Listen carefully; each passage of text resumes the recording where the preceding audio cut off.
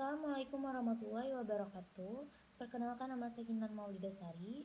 Saya dari Hukum Ekonomi Syariah dengan NPM 2021030213. Di sini saya akan membacakan makalah untuk UAS Hukum Acara Pidana. Yang pertama, penyelenggaraan peradilan pidana. Sejarah sistem peradilan pidana. Sistem peradilan pidana untuk pertama kali diperkenalkan oleh pakar hukum pidana dan para ahli dalam criminal justice science di Amerika Serikat sering dengan ketidakpuasan terhadap mekanisme kerja, aparatur penegak hukum, dan institusi penegak hukum yang didasarkan pada pendekatan hukum dan ketertiban, yang sangat menguntungkan keterhasilan penggunaan kejahatan pada aktivitas dan efisiensi kerja organisasi kepolisian. Dalam hubungan ini, pihak kepolisian ternyata menghadapi berbagai kendala, baik secara bersifat operasional maupun prosedur legal, yang kemudian kendala ini tidak diberikan hasil yang optimal dalam upaya menegakkan kenaikan angka kriminalitas, bahkan terjadi sebaliknya. Frank Remington adalah orang pertama di Amerika Serikat yang memperkenalkan rekayasa administrasi peradilan pidana melalui pendekatan sistem approach, dan gagasan mengenai sistem ini terjadi dalam laporan pilot proyek tahun 1958. Pengertian sistem peradilan pidana. Jadi, sistem peradilan pidana berasal dari kata sistem dan peradilan pidana.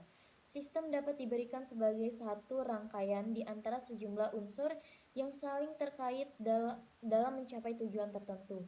Tujuan akhir dari sistem peradilan pidana ini tidak lain adalah untuk mencapai keadilan bagi masyarakat. Dan apabila dikaji secara etimologis, maka sistem mengandung arti terhimpun antar bagian atau kelompok yang saling berhubungan secara beraturan dan merupakan satu keseluruhan. Selanjutnya ada sepintas perkembangan hukum acara pidana di Indonesia.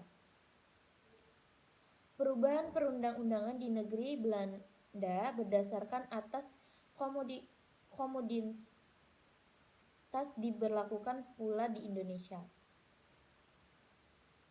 Asas konkordansi adalah suatu asas yang melandasi diberlakukannya hukum Eropa atau hukum di negeri Belanda pada masa itu untuk diberlakukan juga kepada golongan Eropa yang ada di Hindia Belanda atau Indonesia pada masa itu. Dengan kata lain, terhadap orang Eropa yang berada di Indonesia diberlakukan hukum perdata asalnya, yaitu hukum perdata yang berada di negeri Belanda. Asas konkordansi yang tertera di dalam pasal 13 insiden Stargeling untuk orang Eropa sudah berlaku semenjak permulaan kekuasaan Belanda menduduki Indonesia.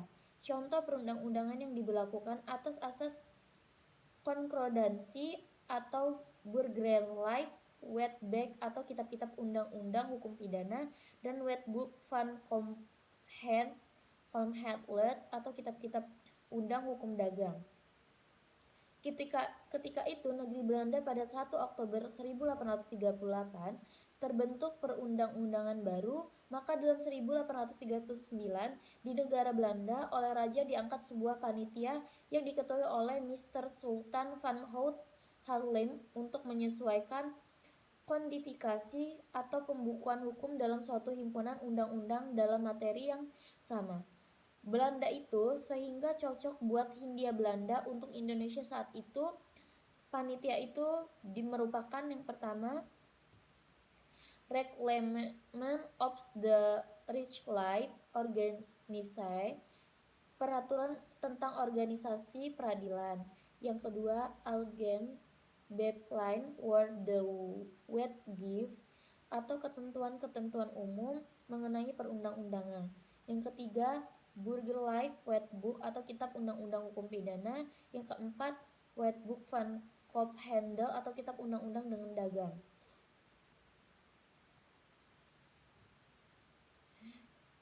Dan beberapa ketentuan mengenai kejahatan-kejahatan yang dilakukan lantaran Fulsamen dan dalam keadaan nyata tidak mampu. Start van Ken convergent, seperti juga ada short change atau pembayaran.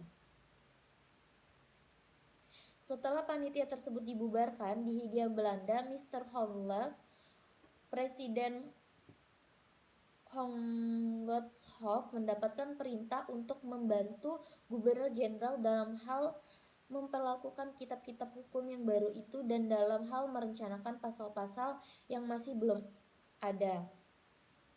Semua peraturan tersebut di atas berdasarkan pengumuman Gubernur Jenderal tanggal 3 Desember 1407 di South Plain nomor 57 mulai berlaku pada tanggal 1 Mei 1848.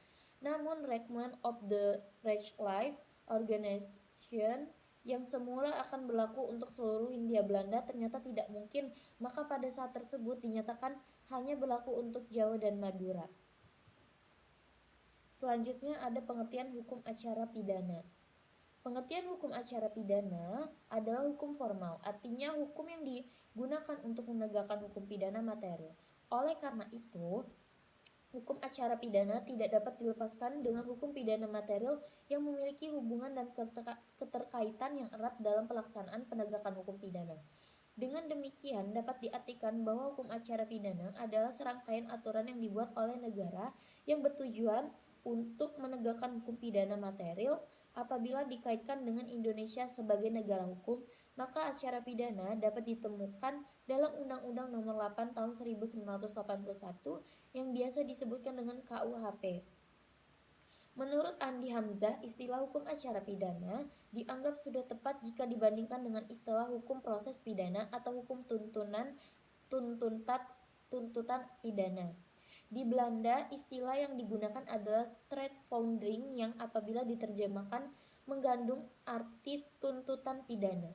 Istilah itu dipakai menurut materi kehakiman Belanda pada waktu rancangan undang-undang dibicarakan di parlemen karena meliputi seluruh prosedur acara pidana, sehingga istilah bahasa Inggris criminal procedure law lebih tepat digunakan pada istilah yang dari Belanda tersebut. Banyak ahli dalam hukum pidana telah memberikan pendapatnya terkait dengan pengertian hukum acara pidana, seperti Simons yang mengemukakan hukum acara pidana tersebut juga hukum pada formal yang mengatur tentang bagaimana negara melalui alat-alatnya melaksanakan haknya untuk memindahkan dan menjatuhkan pidana. Namun menurut Andi Hamzah, pendapat Van Banleng terkait hukum acara pidana lah yang paling tepat dan lengkap karena merinci pula substansi hukum acara pidana itu, bukan permula dan akhirnya saja. Adapun pendapat Van Banleng terkait pengertian hukum acara pidana tersebut adalah sebagai berikut. Hukum acara pidana adalah ilmu yang mempelajari peraturan-peraturan yang diciptakan negara karena adanya dugaan terjadi pelanggaran undang-undang pidana yang sebagai berikut. Yang pertama, negara melalui alat-alat menyidik kebenaran. Yang kedua, sedapat mungkin penyidik pelaku perbuatan itu. Yang ketiga, mengambil tindakan-tindakan yang perlu guna menangkap si pembuat dan kalau perlu menahannya. Yang keempat, mengumpulkan bahan-bahan bukti yang telah diperoleh pada penyidikan kebenaran guna dilimpahkan kepada hakim dan membawa terdakwa ke depan hakim tersebut. Yang kelima, hakim memberi keputusan tentang terbukti tidaknya perbuatan yang dituduhkan kepada terdakwa dan untuk itu menjatuhkan pidana tindakan tata tertib. Yang kelima, upaya hukum untuk melawan keputusan tersebut. Yang ketujuh, akhirnya melaksanakan keputusan tentang pidana dan tindakan tata tertib. Sedangkan di Indonesia terdapat beberapa ahli yang mendefinisikan terkait hukum acara pidana tersebut, yaitu yang pertama, Suroso mengemukakan bahwa hukum acara pidana kumpulan ketentuan-ketentuan dengan tujuan memberikan pedoman dalam usaha mencari kebenaran dan keadilan bila terjadi perkosaan atas semua ketentuan hukum dalam hukum material yang berarti memberikan kepada hukum secara suatu hubungan yang mengabdi kepada hukum material. Yang kedua, Molieno menjelaskan bahwa pengertian hukum formil atau hukum acara adalah hukum yang mengatur tata cara melaksanakan hukum material atau hukum pidana, dan hukum acara pidana atau hukum pidana formil adalah hukum yang mengatur tata cara melaksanakan atau mempertahankan hukum pidana material. Dalam mempertahankan hukum pidana formil, khususnya bicara bidang hukum pidana, yang tidak terlepas dari sumber-sumber hukum acara pidana yang berlaku. Sumber-sumber hukum acara tersebut selanjutnya tahap-tahap pemeriksaan dalam hukum acara pidana. Yang pertama, pengertian sistem peradilan pidana. Sistem peradilan pidana yang merupakan terjemahan dari criminal justice system secara singkat dapat diartikan sebagai suatu sistem hukum dalam suatu masyarakat untuk mengulangi masalah kejahatan agar benda dalam batas-batas toleransi masyarakat. Suatu bagian dari sistem ini yaitu kepolisian, kejaksaan, pengadilan, lembaga permasyarakatan, dan advokat.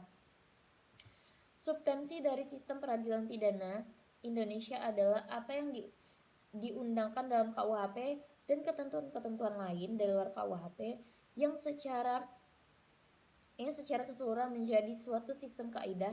Salah satu substansi dari sistem peradilan pidana di Indonesia adalah pengatur terkait penyelesaian perkara pidana. Yang B, tahap-tahapan pemeriksaan dalam hukum acara pidana. Adapun tahap-tahapan pemeriksaan dalam hukum acara pidana meliputi tahapan penyelidikan, penuntutan, pemeriksaan di sidang pengadilan, pemutus dan upaya hukum, sampai pada keputusan tersebut dinyatakan berkekuatan hukum tetap dan dilakukan eksekusi. Tahap penyelidikan. Tahap penyelidikan adalah serangkaian tindakan penyelidikan untuk mencari dan mengemukakan suatu peristiwa yang diduga sebagai perbuatan pidana guna menentukan dapat atau tidaknya dilakukan penyelidikan dalam hal penyelidik terkait terhadap peraturan-peraturan, perundang-undangan, dan ketentuan-ketentuan yang berlaku dalam menjalankan tugasnya. Menurut Undang-Undang Nomor 26 Tahun 2000 Pasal 1 Angka 5, penyidik dalam hal ini memiliki kewajiban diantaranya wewenang menerima laporan, mencari keterangan dan barang bukti, menyuruh berhenti orang yang dicurigai dan menanyakan serta memeriksa tanda pengenal diri dan menggandakan tindakan menurut hukum yang bertanggung jawab. Tahap penyidikan. Mengenai penyidikan ini tercantum di dalam pasal 1 butir Kitab Undang-Undang Hukum Pidana yang berisi penyidik adalah pejabat polisi negara Republik Indonesia atau pejabat negara sipil tertentu yang diberi wewenang khusus oleh undang-undang melakukan penyidikan. Tugas dan wewenang penyidik itu tercantum di dalam pasal 71 KUHP pasal 16 ayat 1 Undang-Undang Nomor 2 Tahun 2002.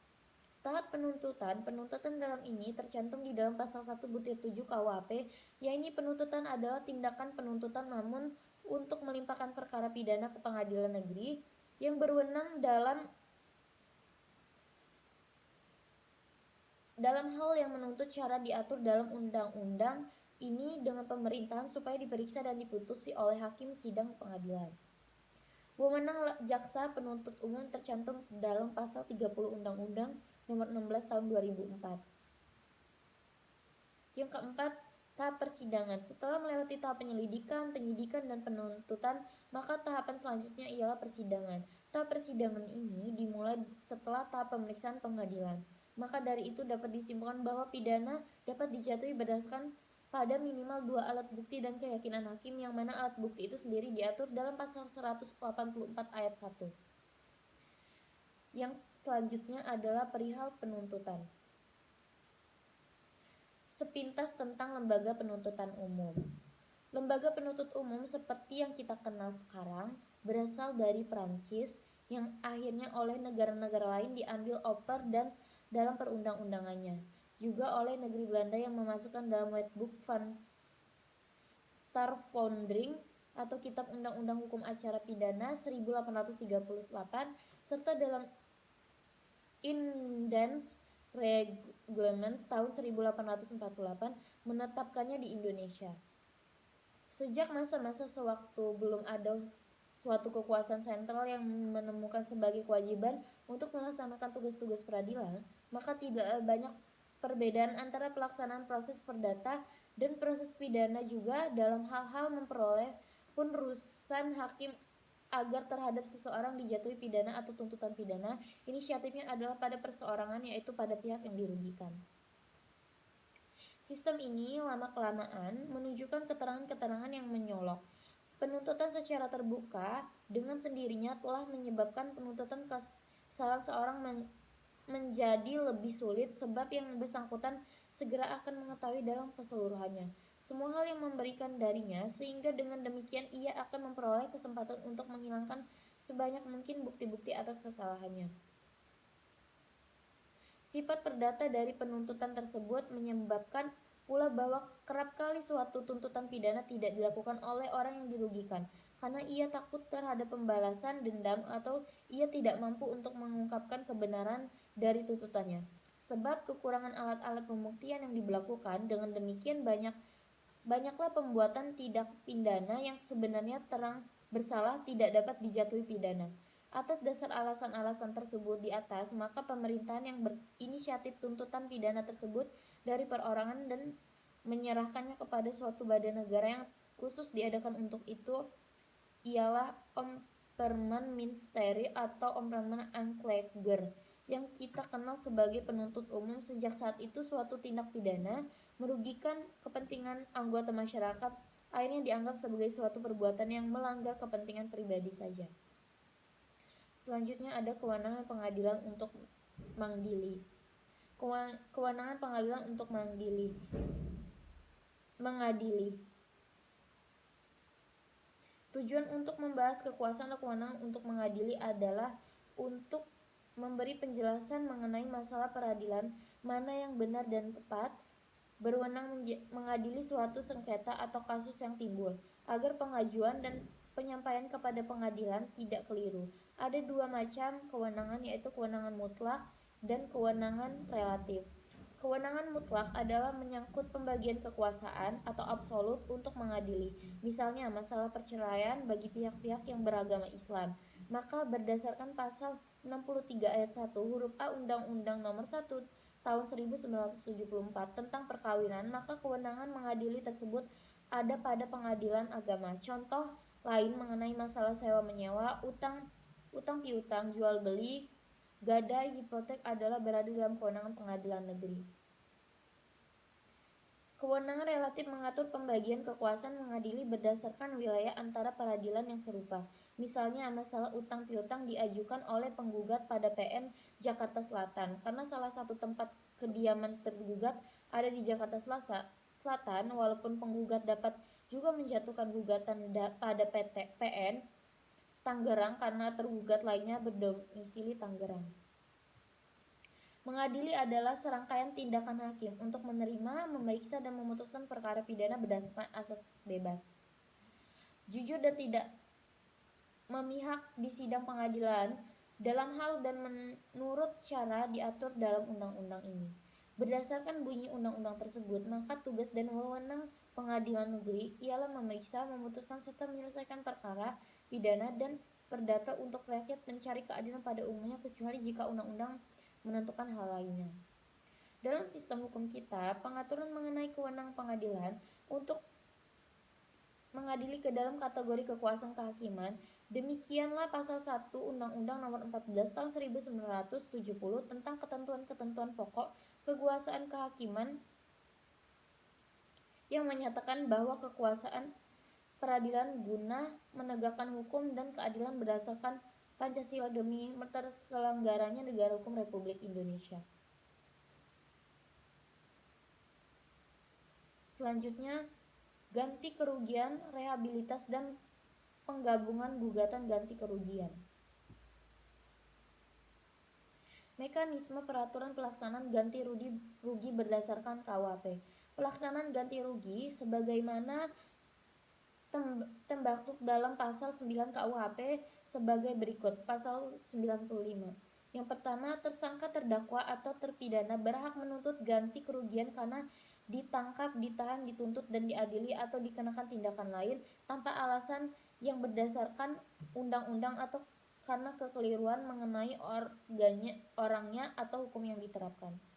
Yang kedua, tuntutan ganti kerugian oleh tersangka atau ahli warisnya atau penangkapan atau penahan serta tindak lainnya tanpa alasan yang berdasarkan undang-undang atau karena kekeliruan mengenai orang atau hukum yang diterapkan sebagaimana dimaksud dalam ayat 1 yang perkaranya tidak diajukan pengadilan negeri, diputus di sidang peradilan sebagaimana bermaksud dalam pasal 77.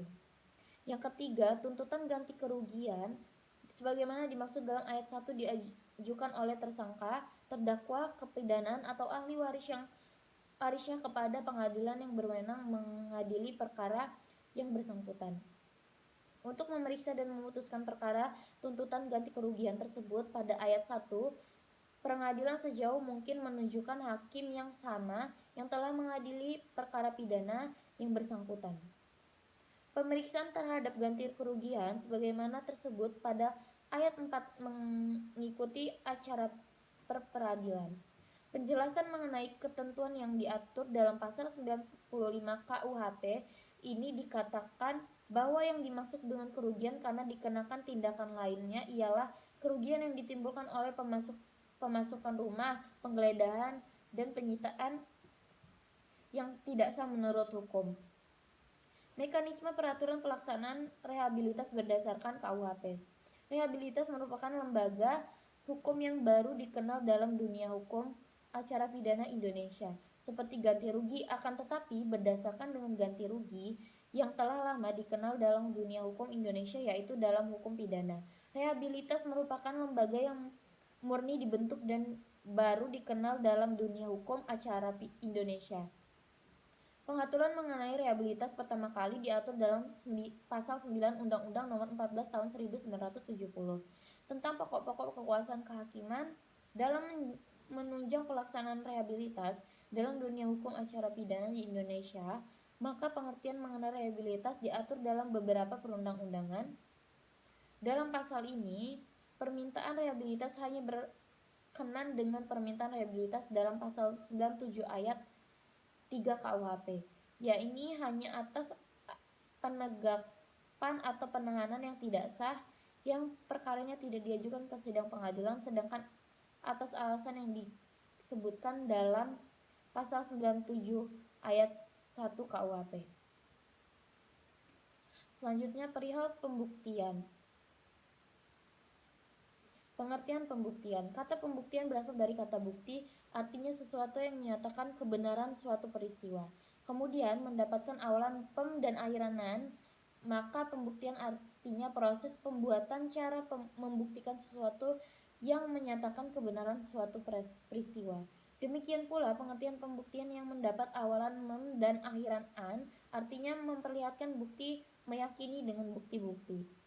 Menurut JCT Simorangkir DKK, bahwa pembuktian adalah usaha dari yang berwenang untuk mengemukakan kepada hakim sebanyak mungkin hal-hal yang berkenan dengan suatu perkara yang bertujuan agar supaya dapat dipakai oleh hakim sebagai bahan untuk memberikan keputusan seperti perkara tersebut.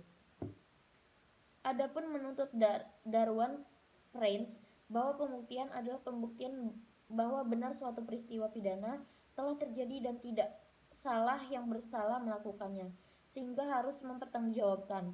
Masalah pembuktian ini adalah merupakan masalah yang pelik dan justru masalah pembuktian menempati titik sentral dalam hukum acara pidana. Adapun tujuan dan pembuktian untuk mencari dan mendapatkan kebenaran material dan bukanlah untuk mencari kesalahan seseorang. Van Blem mengatakan bahwa maksud dari pembuktian sebagai berikut. Maka pembuktian ialah usaha untuk memperoleh kepastian yang layak dengan jalan memeriksa dan penalaran dari hakim. Mengenai pertanyaan apakah peristiwa atau perbuatan tertentu sungguh pernah terjadi. Yang B mengenai pertanyaan mengapa peristiwa ini telah terjadi.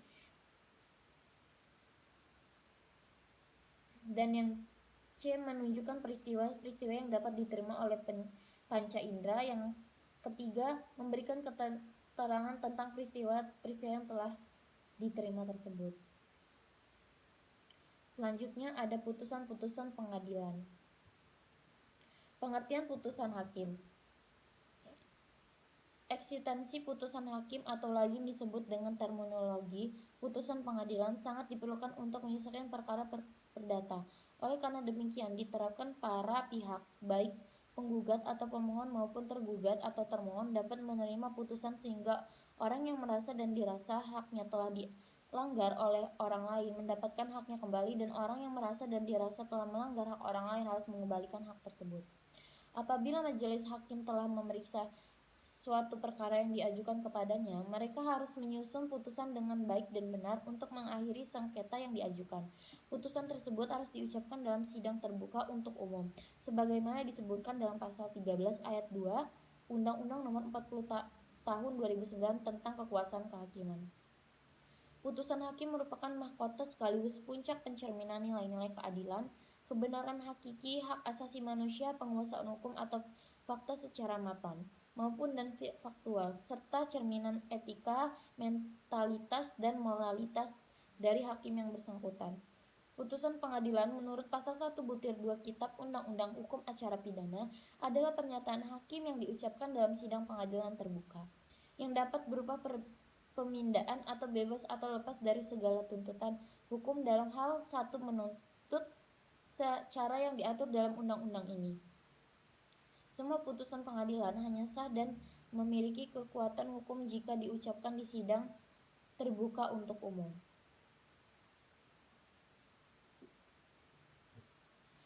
Menurut Lilik Mulyadi, dengan berdasarkan pada misi teoritis dan praktik, maka putusan hakim itu merupakan putusan yang diucapkan oleh hakim karena jabatannya dalam persidangan perkara pidana yang terbuka untuk umum setelah melakukan proses dan prosedural hukum acara pidana pada umumnya berisikan amar pemindaan atau bebas atau pelepasan dari segala tuntutan hukum dibuat dalam bentuk tertulis dengan tujuan penyelesaian perkaranya. Tugas kewajiban hakim. Hakim merupakan pilar utama dan tempat terakhir bagi pencari keadilan dalam proses keadilan. Sebagai salah satu elemen kekuasaan kehakiman yang menerima, memeriksa dan memutuskan perkara, hakim dituntut untuk memberikan keadilan kepada para pencari keadilan. Fungsi dan tugas hakim. Dalam pasal 1 ayat 8 Kitab Undang-Undang Hukum Acara Pidana disebutkan bahwa hakim adalah pejabat peradilan negeri yang diberi wewenang oleh undang-undang untuk mengadili. Dengan demikian, fungsi seorang hakim adalah seorang yang diberi wewenang oleh undang-undang untuk melakukan atau mengadili setiap perkara yang dilimpahkan kepada pengadilan. Dalam peradilan, tugas hakim adalah mempertahankan tata hukum, menetapkan apa yang ditentukan oleh hukum dan dalam satu perkara. Dengan demikian, yang menjadi tugas pokok adalah menerima, memeriksa, dan mengadili secara menyelesaikan perkara yang diajukan kepadanya, seperti yang diatur dalam pokok-pokok kekuasaan kehakiman tercantum pada pasal 1 Undang-Undang Nomor 40 Tahun 2009. Demikian UAS materi dari kelompok 1 sampai kelompok 12 yang dapat saya sampaikan. Apabila ada salah kata, saya mohon maaf. Kepada Allah saya mohon ampun. Wabillahi taufiq wal hidayah. Wassalamualaikum warahmatullahi wabarakatuh.